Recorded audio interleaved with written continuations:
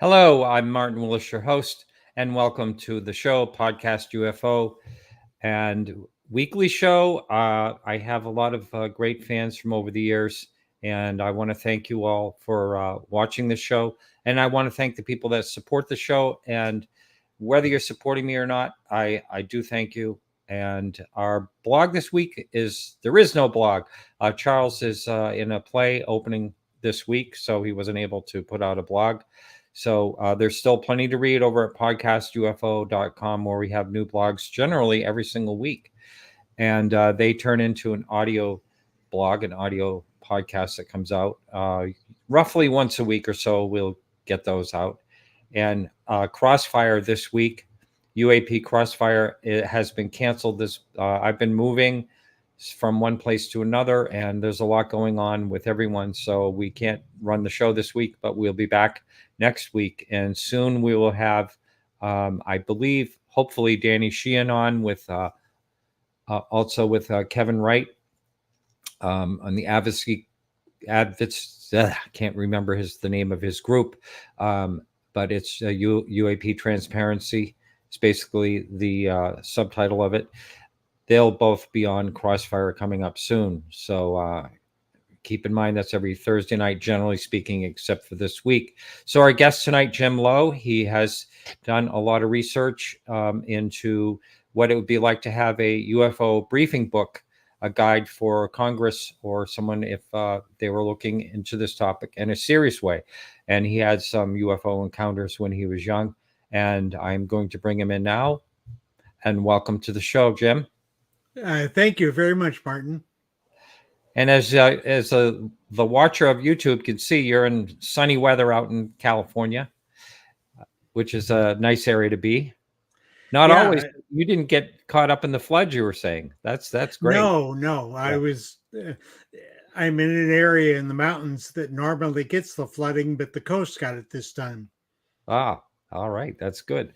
So thank you for you actually reached out to me. You had written this book. I think it's an interesting book. And what I guess I want to ask you, what inspired you to write this in the beginning? Well, I'm a retired attorney, and for 25 years, I was going to retire and write an election law book. And then on my 65th birthday, December 17th, 2007 to December 16th, 2017, the Politico and the New York Times came out with the 3 videos. Wow, that was on your birthday? Yeah, 65th birthday. Now I'll always remember your birthday because I remember that date. Me and Beethoven. But it made me think about what I was doing. Having practiced government law for close to 40 years, I kept my experiences pretty much to myself because representing politicians, it's not the best thing to do to talk about UFO encounters. It could be used against you in a courtroom. So having practiced election law and represented local and regional governments, I'd always leaned that way, but my interest has always been something I've been kept to myself. And then when that came out, I saw that as a trigger, which it certainly did trigger things into the possibility of disclosure. And having worked with hundreds of elected officials over the years, I know what they go through and what they perceive of the world around them. And jumping off into a issue like UFOs, it happened to Dennis Kucinich, back in, I think, 1992. And it killed his political career. Yeah, that's right. Yep. And so I saw this as a way to sort of educate elected officials primarily. And so I wrote the UFO Briefing Book, a congressional guide to the UAP phenomena, back in 2021. 6 months. Got it published 4 months before the Director of National Intelligence issued their first preliminary assessment. And what I wanted to do is predict what they were going to say and then explain to members of Congress what would happen if they followed certain rules or procedures that would help them sort of peel back the onion, so to speak. And so I was writing one book on UFOs at the time, and I dropped it and picked up this book and wrote it in 6 months and put it out. Wow. Most of the copies that I didn't market it. I went on 2 podcasts and figured this is a waste of time, and because at the time it wasn't as big an issue. The UFO community was well aware what was going on, but the general public didn't. And so what I did was I put something together that would be more aimed at elected officials and what they can do within their role. And I distributed over 200 copies to members of the national security committees in Congress. And from the feedback I've gotten, it was well received. And Harry Reid sent me a personal note. He was retired at the time, saying that it was done well and that he was happy for my interest in this vital subject. And so while I was writing, I was sending them the books, I wasn't getting any response. And I don't live in Washington or play along Washington, the typical, you've had people on that deal in Washington, but I was looking at it as an outsider from the political perspective, how they would go about this. And so I predicted that the intelligence and the military would slow walk anything. They would be like pulling teeth, and that they'd have to boost the protections for whistleblowers, put together legislation to allow the release of NDAs, non-disclosure agreements. I have a friend, Robert Salas, who was forced to sign one of those agreements and has never seen a copy of it. And so, so I started down that road and made some recommendations. And so far, most of the recommendations I put together have been put into law. Now, whether that's coincidence or not, I don't know. But I know I was along that path. So I have a new book out now, Threat to the Body Politic, from Foo Fighters to UAP. And that's also available at bookstores and Amazon. And in that book, I try to go back to the beginnings of what the not the UFO policy is, whether they're real or not, because lots of people have done that. And I went back and looked at how the process began that led to the stigma that we all feel about the subject. And I centered on the Robertson panel in 1953. Yeah. And there's been a lot written on the Robertson panel, but mostly saying that they got the UFO issue wrong. And I ignored that part of it pretty much and looked at what they did that sort of start the debunking process. And so I traced through declassified records and stories, mostly from government officials, either state, local, or federal, how they were cast and treated very unfairly. Now, your typical person who saw a UFO back then was usually just lights in the sky. But when you had someone like Rex Heflin in 1965, who saw a structured craft very close, took 3 Polaroids at a time when trying to fake a Polaroid was near impossible for a traffic engineer, let alone someone in Hollywood. that, the way he was approached, the way they stole his photographs, I found a pattern of these kinds of things in the records. Many of the records were like, I found civil rights violations in the FBI records committed by the Air Force, but the FBI didn't have records about their violations. Those I found in CIA records. And so a lot of cross-checking of records, I was able to come up with a series of, they couldn't be coincidences. There were just so many times where people would approach the government, say, I've got there's the famous picture. I've been on that street looking that direction. There's a big shopping mall there now. But I don't doubt it. Yeah, it's like everything else in California. It's a mall. Yeah. This is the one right outside of his pickup truck window. Yep. The first Polaroid, I believe. And exactly. the last one I don't see it. It shows like a streak of smoke, if I remember right. Yep, a smoke ring that he never showed around. Yeah. Yep. He had a smoke ring, and his co-workers laughed at it, so he never showed it around. So when the quote unquote NORAD officers show up, and he gave his photographs to them, they disappeared for 22 years, and they returned them to him when he was dying of cancer in retirement.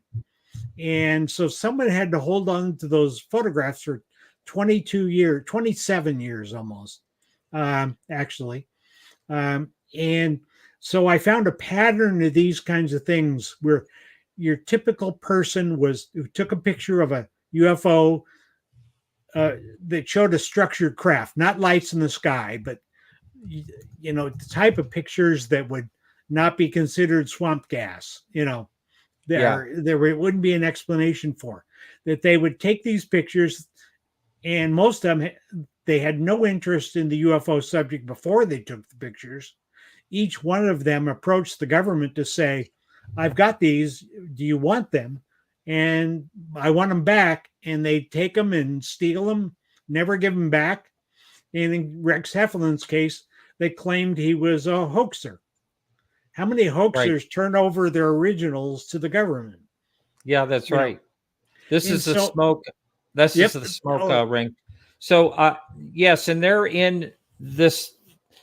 For years they were in the safe. I'm trying to remember. It's a female ufologist, really well known in California. I can't remember her name. I spoke with her daughter. Her daughter was on my show. Anyway, they're in their safe. They're in the safe in their house. Oh, really? Okay. Those images, yes. Yep. Yeah. I'm drawing a blank on her name too, but she was really well known. She passed away, I think, maybe 5 or 6 years ago. Very well known. She wrote the book Firestorm about. All right, I'm going to look her up just because I want to pay good tribute to her. But anyway, so let's talk about you. You had some UFO sightings yourself, right? Oh yes, I'm what is generically called an experiencer, and so I've had experiences pretty much my whole life. And first one I remember, I was 5.5 years old. It was the weekend before kindergarten started, and I was out in the country with my dad and my aunt and uncle and their family camping, and I was 5.5, and the next youngest person was about 13. So there was a big gap between everyone, and I was very hyperactive. And so they told me, why don't you just look up at the sky and look for Sputnik, to keep me busy. And while they were sitting on the campfire drinking and telling stories, and I looked off to a cow pasture that was about 500 to 1,000 feet away from us, and I saw this object that was probably the size of a full moon, and it was dripping metal off of it. It looked like it was, and it was shooting off sparks. In fact, I talked to Colonel Halt about it because it looked remarkably like the one at Rambleton Forest. Right. You And said it looked like an eyeball and it was dripping magma yeah, exactly. type of thing. And Yeah. and this was late summer and the cow pasture was dry. And so whatever it was, it didn't, it didn't catch fire. And so I remember looking at it and then looking back at my family, and they were all just staring with their mouths open, dumbfounded. Later on, I sort of compared it to a Steven Spielberg movie where they always had normal people just looking perplexed. And it reminded me of a few scenes of Close Encounters. But I'm looking at them, and that's the last thing I remember. And then I remember waking up the next morning and coming out outside from the rough cabin that the family was working on, and everyone was sitting around the campfire, having breakfast, drinking coffee, and talking about the comet they saw. Huh. So, being a 5.5-year-old, I thought comets just flew over cow pastures, and so I go, oh, wow! Now I've seen a comet. So the next morning is Monday, and I'm going off to kindergarten. I think that's one of the reasons I remember this so well, because it was right at that time in my life whenever, you started, you remember, long bits of time. And I asked my dad what he thought of, wasn't that neat seeing the comet? And my dad said, I don't know what you're talking about. Huh. And so I just sort of dropped it, went off to kindergarten. Wow. And so later on, I'm in high school and then going into college, and I still have this impression that comets are really big things that, stop and everything else. And I knew from science books that didn't make sense. And then I actually saw my first comet when I was, in my teens or early 20s. And I remember how disappointed I was. I go, that's not big. That didn't have metal dripping off of it. And it's funny how I kept that not only that memory, but that understanding, despite the fact what I learned in science. Well, before you move on to anything else, I'd like to tell you about an encounter that was told to me by someone not really into the UFO world or whatever. It's just someone I know in the outside world. She's actually an author of like antique books and things like that. And she was a Girl Scout, and they were on an island on a lake, and they were camping out. They had the campfire going, and they saw this thing come over them. She said it kind of looked like the size of the moon type of thing, and it came over them, and then it appeared to be right over them. And she said the next thing she remembers, she woke up in the morning in her tent and was asking, like the different people, hey, what about what we saw last night? And they said they didn't remember, or they didn't know anything. And then to the leader, the Girl Scout leader, said, don't you even think about talking about it. That's what she said to her. So that was her impression. I mean, there is some similarities here. That's why I thought I'd bring it up. That was it's good. Exactly. About 2012, 2013, I decided I was just going to sort of open up my mind and talk to people about this. And so I started going to conferences, and what I found is listening to speakers was nice, but talking to other experiencers over there, ones that have had these experiences. I joined Yvonne Smith's CERO group, the Close Encounters Resource Organization. And I've learned more from other experiencers than I've learned from all the books and all the podcasts. No offense, but in fact, probably a lot of your listeners fit in the same category as me. And you learn so much, and you stop being surprised about similarities like that. Right. Yeah. Yeah. I do think it's funny. You hear a lot of people say either they don't talk about it the next day, or people don't remember which is really, I mean, it's such a dramatic, situation. I recently listened to the Allagash, Oh, yeah. the Allagash incident. The two, it was Jim Weiner and Charlie Fultz that were talking about it, and I got to meet them at that conference they were at. But I was listening to it again, and it's basically the same thing. It happened to them, and they just like move on. And boy, that's strange. The fire had burned down, and if anyone wants to check out that case, it's a fascinating case. And Eyes on Cinema on YouTube has posted the conference that I was at where they spoke. It's very interesting. Their whole life, all four of them, their lives changed, and they never realized they were abducted until 10 years after. But their whole lives changed, and their artwork, they were all artists, their artwork all changed dramatically. And since that encounter, which is another fascinating thing when people's lives change. Yvonne Smith has written a book called Coronado Yes. about a joint abduction. And the day after the group left the conference and drove back to Los Angeles in different cars, they were meeting at a restaurant up the coast towards LA. And they were mostly irritated with each other and didn't want to talk about it. And a lot of them never talked to each other again. They were friends before. And so something drove them apart. How about that? Yeah. I remember her talking about that. I had her on the show years ago when I think actually before she wrote the book, or maybe about that same time.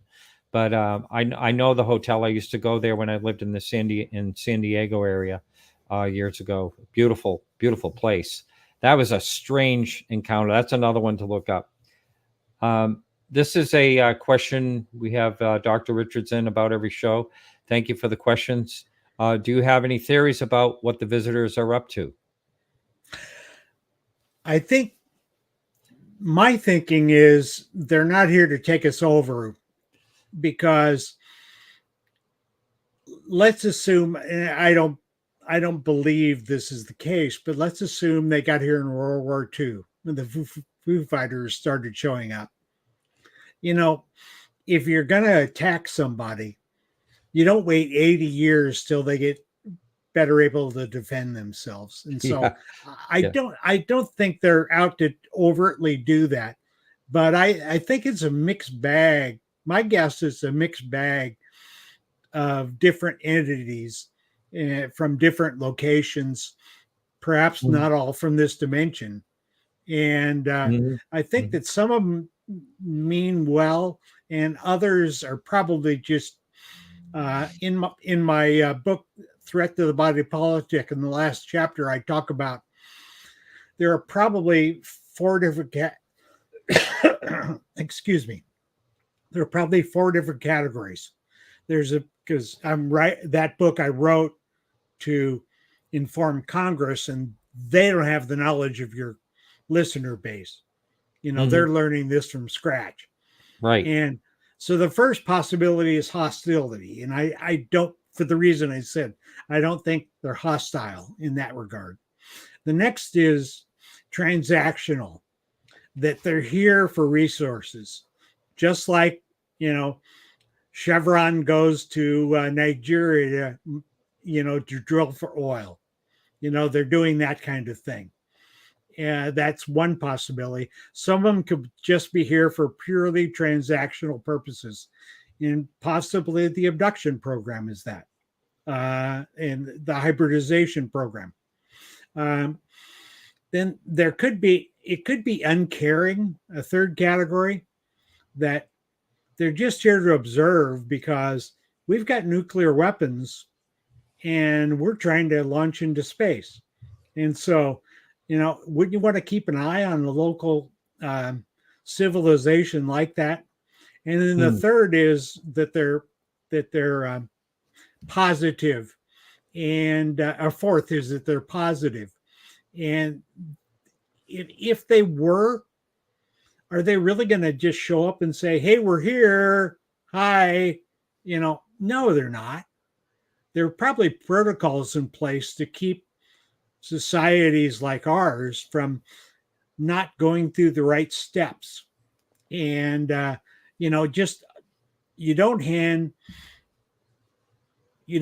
people, in the Middle Ages, nuclear weapons. Yeah. You don't give them machine guns. Mm. You don't, if we were to go back in time.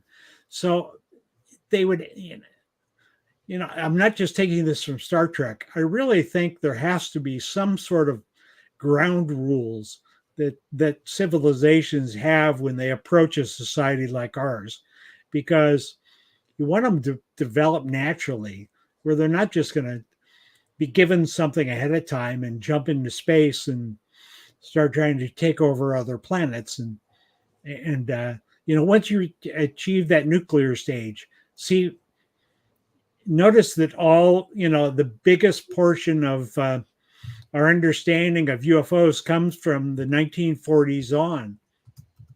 And so what were we doing then? We're putting together a nuclear weapon.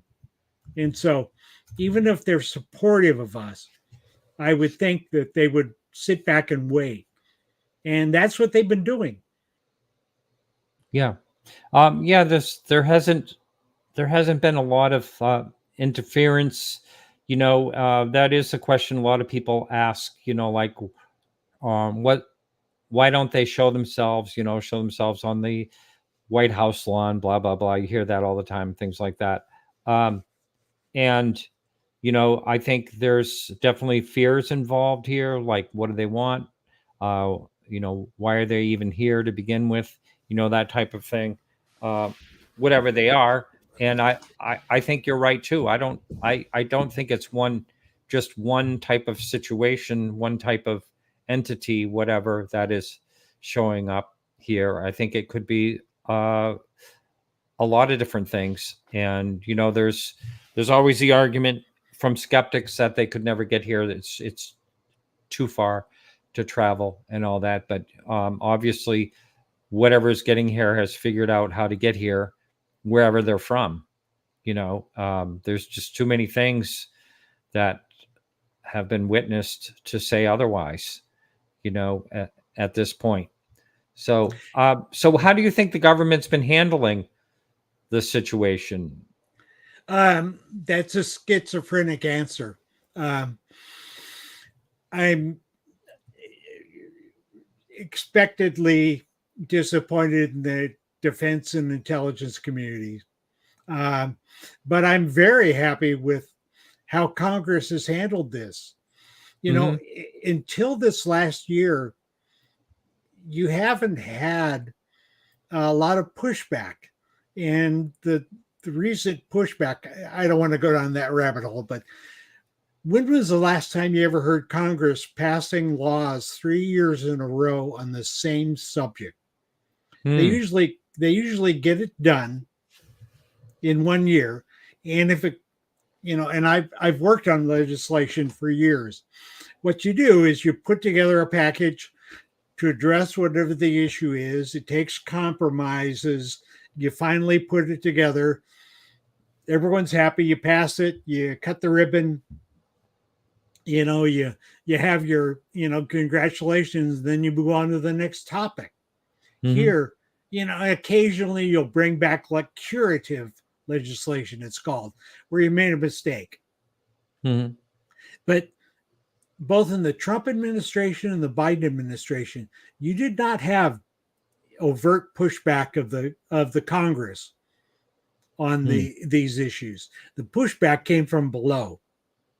And so look at it this way. I think, right now, the Trump administration, the actual presidential the office of the president, didn't really push back to this. And then when Biden came in, you don't have the same kind of pushbacks. He signed all the bills.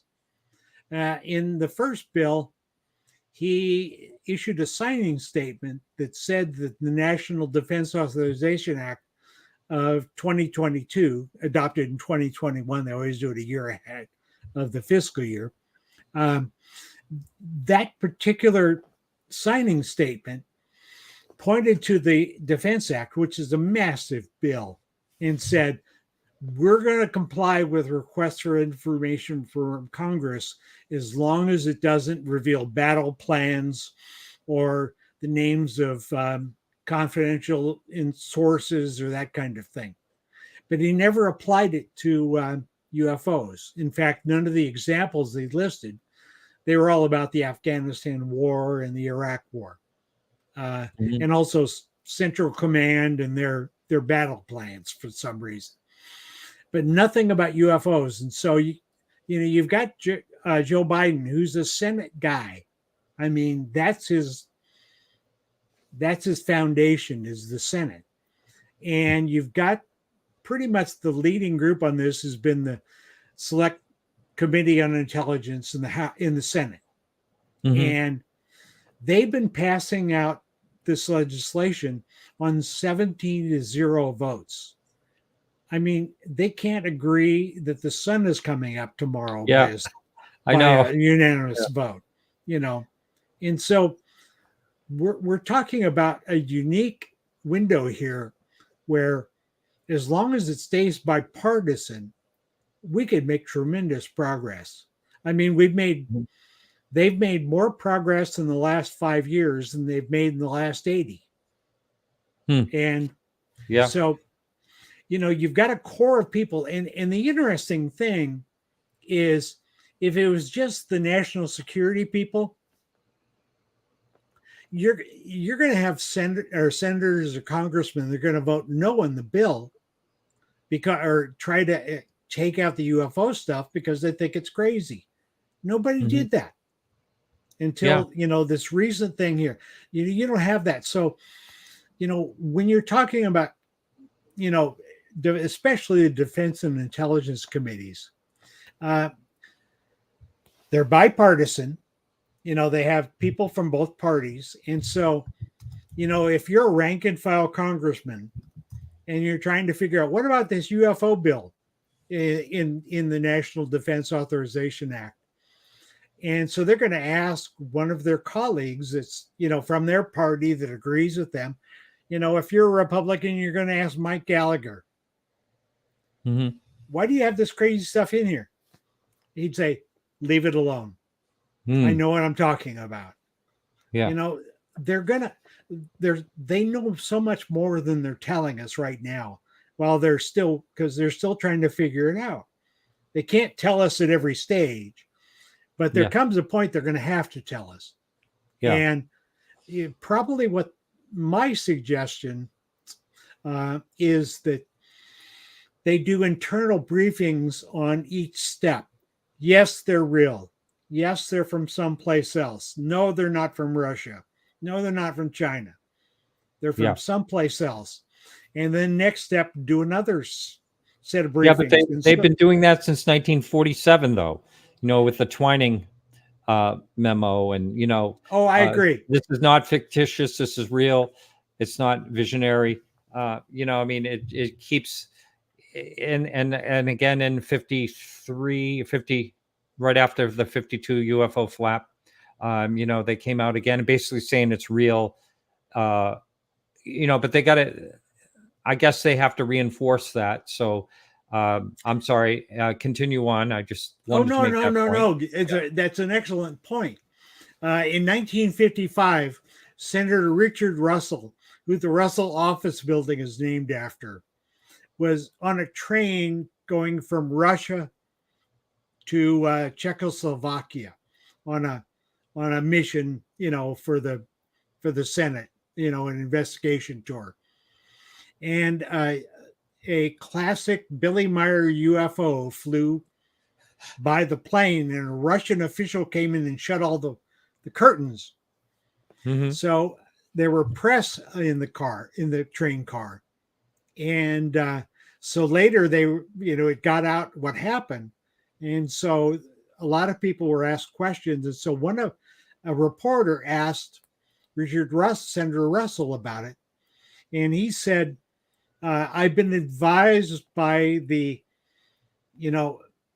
parts of the government that are working on this, and it is best not for me to talk about it now. Okay, that was 1955. The Senate until 2017-18 It wasn't talking about it at all. And so, this, to me, that's the difference between now and back then. Sure. Is you have Congress that is interested in it. Yeah. And if you're a whistleblower, are you going to blow the whistle if there's no one going to back you up? Well, now we've got someone that's backing them up. And so I know Robert Salas has already spoken to Arrow about his incident, the Maelstrom UFO incident. Yep. And it galls me because Sean Kirkpatrick comes out after he retires and says there's no evidence. No firsthand witnesses. Yeah, and Sean Kirkpatrick talked to Bob Salas. I know he did. And same as I brought this up many times in the show, that also someone that's been on the show I'm a friend with is Mario Woods, who had talked 4 hours to them. 4 hours, to be exact, 4 hours and 19 minutes. He always puts that in. But firsthand witness again. So no firsthand witnesses, no evidence. So I think Arrow is just window dressing. We'll see though. Maybe under new leadership it'll be different, but I don't have any real hopes for it. Well, we'll find out in June of 2024 when they release. They won't release it on time because they haven't released anything on time. Since Arrow took over. But whenever they release the history of UFO information, then we'll know whether they're serious actors or not. But see, you can come forward now, and Dave Grush, and there are many others besides him that have come forward that we don't know about yet. And so they have to educate themselves, because if they tried to do this, if the Republicans tried to do this alone, or the Democrats, the other side's going to go, "You're crazy." They've got to do it together. And considering the political environment we're in, it's difficult to do things together. Yeah. And so they've got to figure out a way. And so my goal has been, well, I haven't worked in Congress myself. I've worked with elected officials and for decades, and sit down with them and, how do you want to do this? Well, if you do it that way, it's all going to fall apart. But if you try this, maybe it'll work. And, I'm not always right, but I see a process that needs to unfold. And so besides my book, I've been writing I've started a series of blog about how they should start the disclosure process. And I'll, like the book, I'll package it up and send it to Congress. And, if I'm wrong and there's a better way to do it, then that's what they have staff for. And they have good staff on this. They have a few staff members that are handling this, and they will go unsung. And they, without them, Marco Rubio and Mark Warner, the two heads of the Senate Intel Committee, would not be stepping forward. Mm-hmm. One of the things I've thought about this, and I don't know, I'm just trying to get your opinion on it, is that I think they don't know the whole picture. And because they don't know the whole picture, then they can't say that they can protect us from it.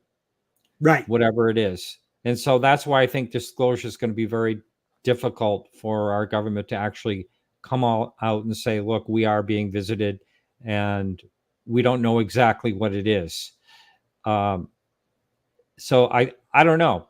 I don't know if we'll ever get to that point, because it's only my opinion, but I don't really think they know the whole picture. Oh, I agree with you on that. They're learning the picture. And they're learning the picture, but what we don't know is how much they've learned of the puzzle. Like I said at the beginning, it's an onion. And my guess is they're on layer 5 of 40.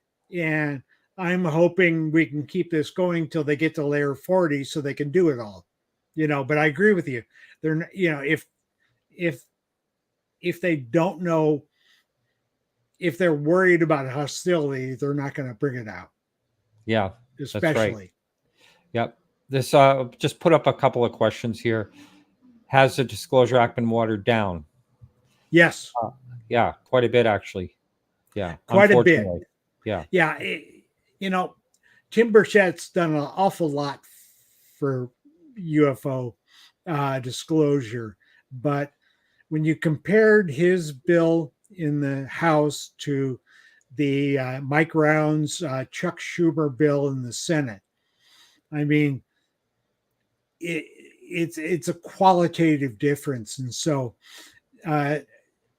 near the end of the session last year, Chuck Schumer and Mike Rounds both came on the floor at the same time and talked about their bill that wasn't part of the package. And in a colloquy back and forth, which of the likes I've never seen of Republicans and Democrats, they both said that they're going to press forward and try in this year to get it adopted. And the difference between the two bills is that under the House version, a lot of the power for this is left with the agencies themselves that hold the records. When you have an independent commission that is vetted and chosen by the entire Senate, you're going to have a better chance with this independent group. Considering now, this you can yell at me and I'll stop, but talk a little bit about the legal stuff. The standard in the bill is that an independent group must be convinced by clear and convincing evidence that the records should stay secret. Clear and convincing evidence is the highest civil standard there is. It's not beyond a reasonable doubt in the criminal setting, but it takes a hell of a lot of evidence, to be able to say that. So, if there are, breakthroughs on, propulsion or, we don't also turn over nuclear weapons, how to make those, so those should stay, as classified as possible. Mm-hmm. But, the fact that, pictures like the one you showed of Rex Heflin took, those need to be released. NDAs. If Bob Sala says I'll waive my privacy rights and you can release the NDA, then it's released. You don't give the military the chance to say no first. And this commission would have done that. And just by the fact that it was a bill by Mike Rounds, a quality senator, high up in the ranks of the Republican side, and Chuck Schumer. I cannot remember the last time a majority leader or minority leader in either house actually sponsored a bill. You don't see Nancy Pelosi's name on bills. And Chuck Schumer did this himself. That means that Biden didn't have a problem with it, because the Democratic leader of the Senate would not put a bill out that makes the president look bad of his own party. And I never thought of that. Yeah. Mm-hmm. Yeah. And so in the combination, Chuck Schumer or Mitch McConnell, when he started having some of his episodes, where he couldn't talk for a while, he started delegating work. And Mike Rounds ended up with the UAP portfolio on this. At least this is my outside reading. And Chuck Schumer and Mike Rounds are also going to be the 2 point people for both parties in the Senate on AI. So look at that. You've got UFOs and AI. I mean, can you think of two future things bigger than those two? And the same two guys on both sides of the aisle are working together. Yeah. Now Yeah. they'll still argue about abortion and gun control and the border and all of that, and we can't wish everyone to be kumbaya. But on this issue, if you step out and you make a mistake, they're jumping off a bridge that they don't know where the bottom is. Hmm. It's better to do it together Yeah. than separately. Yeah, that's right. I was actually at the hearing this last July, and it Oh was wow. really I was the second to last person in the door with my producer and Chris Lito. So we were all in there watching, and it was really amazing to see what is it, AOC on one Oh side and Matt yeah. Gaetz on the other side, and them all just getting along and discussing, the topic and having, it was a clear bipartisan, issue that they were really looking and taking seriously and working together. So that was, that was really I felt it was very historic. It was, and there wouldn't be another subject where it happened. I don't And think so. And and there so was I've said this before in the show. There was over 1,000 people that showed up for those 30 seats, and oh if I my wasn't goodness. there at 5:40 a.m., I would have never gotten in. Wow. You thought at 5:40 and you're the last two people in. Yeah, but Wow. there were people that cut in front of us, quite a few. Oh, okay. Yeah, certain people, George Knapp, Jeremy Corbell, people like that. Yeah. Yeah. Yeah. Yeah. Well, George is a true journalist, but Yeah. they should wait their turn. Yeah. But except for Virginia Fox, a congresswoman from North Carolina, she spent her 5 minutes bashing the Biden administration over the Chinese balloon incident. Oh, But yeah. besides that, I mean, it was amazingly bipartisan. Mm-hmm. Amazingly. Yeah. And you have to remember that's the Hunter Biden committee. I mean, Yeah. Yep. that's the Biden crime family committee. Yet Chuck Schumer, when he put his bill together with Mike Rounds, the overseer of the committee that would review the documents to see whether they should be released, the oversight by the House was the House Oversight Committee.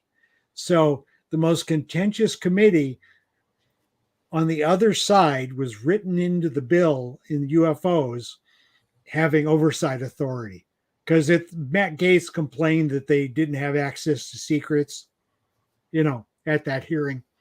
And the reason they didn't is because when they adopted the original bill in 2021, they listed who the appropriate committees were to receive classified information. And they're up to 12, but oversight isn't on the 12th. So there are already almost 200 members of Congress out of the 535 that are on these committees. So you've got a core, you got about 40% of Congress already that are they may not all show up for all the hearings on this or the classified briefings, but you're talking about a big group of people. So it's not a question of, educating everyone. It'll take a year and a half. They can spread out pretty quick and educate them. Yeah. And when you start seeing briefings like that, disclosures coming. Right. Yeah, I hope so. I know that Lou Elizondo had said 2024 is the big year, whatever that means. Well, I've been communicating not with him, but directly, but with his wife, and I know that as soon as his new book comes out, he'll be coming on podcasts again, and I would just good. would like to hear more of what he has to say. So I'm going to shift gears a little bit and just, well, maybe or maybe not. Have you ever had any other, events, any other UFO sightings in your life, or was that the one and only one? I've had dozens. Dozens. Yes. And unexplained? Pretty much all. I've done regressions with Yvonne Smith.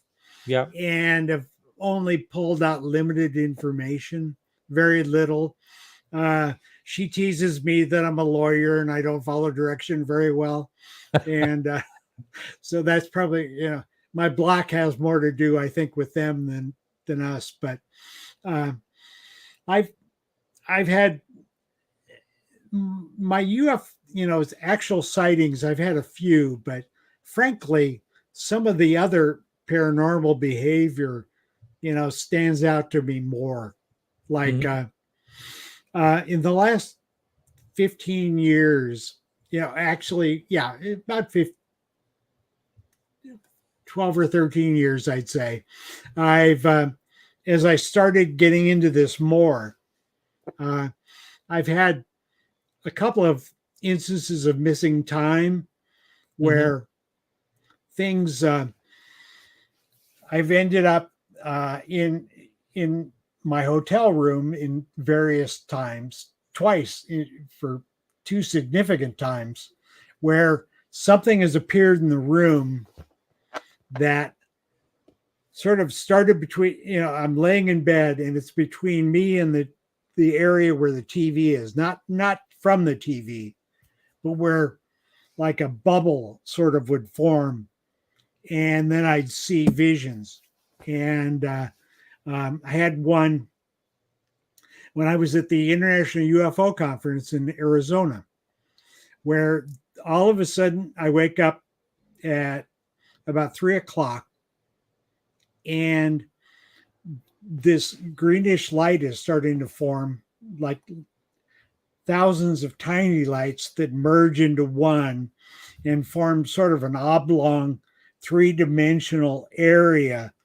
It was sort of like a plasma or something. And then from that, I actually saw images. First, the one that stood out, I could have reached out and touched it as I was sitting up. I saw this like 3-foot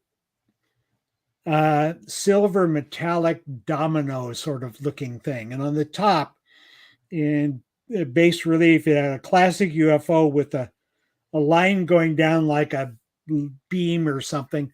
And the second half of the domino had a DNA strand in it. And but the DNA strand had hundreds of DNA strands in it. And out of those strands popped like a symbol. And I just kept staring at that symbol. I've got to remember this. I kept telling myself, I've got to remember this. And then all of a sudden, the symbol disappeared and it went right out of my head. I just lost all knowledge. And so, I'm totally disturbed. And then the whole thing shrinks down to nothing and leaves. Boy, you hear that a lot, that something shrinks down to nothing. Yeah. And disappears. Listen, we're just about out of time here. So, and that was quite a fantastic story to end the show on. So where can people find you and get a hold of you or at least get your books?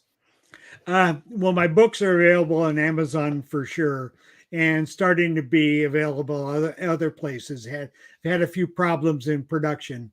But I have a website, jplufo.com. Excellent. And that's where we're out of time. I'm sorry to say we're out of time. Okay. I will link your website in the show notes and in the text below. Thank you so much. It's been a real pleasure. Yeah, I enjoyed it, Martin. All right. Take care. All right, everyone. We'll be back next week with Geo Turner. He's in the UK and should be an interesting show. Thank you. And remember to keep your eyes to the sky.